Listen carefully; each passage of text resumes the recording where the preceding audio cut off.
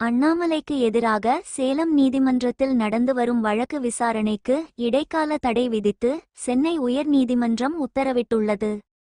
சென்னையில் நடந்த போராட்டத்தில் கடந்த 2023ஆம் ஆண்டு பங்கேற்று பேசிய தமிழக பாஜக முன்னாள் மாநில தலைவர் அண்ணாமலை 1956ஆம் ஆண்டு மதுரையில் நடந்த விழாவில் பகுத்தறிவு கருத்துக்களை பேசிய அண்ணாவை பசும்பொன் முத்துராமலிங்க தேவர் மிக கடுமையாக சாடினார். மன்னிப்பு கேட்காவிட்டால் மீனாட்சி அம்மனுக்கு பால் அபிஷேகத்துக்கு பதில் இரத்த அபிஷேகம் நடக்கும் என்று எச்சரித்ததார். அதற்கு பயந்து அண்ணாவும் பி.டி. ராஜனும் ஓடிவந்து மன்னிப்பு கேட்டனர் என கூறியிருந்தார். இது தொடர்பாக சேலத்தைச் சேர்ந்த சமூக ஆர்வலர் பியூஸ் மனுஷ் என்பவர் அண்ணாமலை மீது நடவடிக்கை எடுக்க கோரி சேலம் நீதிமன்றத்தில் வழக்கு தொடர்ந்திருந்தார். இந்த வழக்கில் அண்ணாமலையை ஆஜராக சம்மன் அனுப்பியும் உத்தரவிட்டிருந்தது.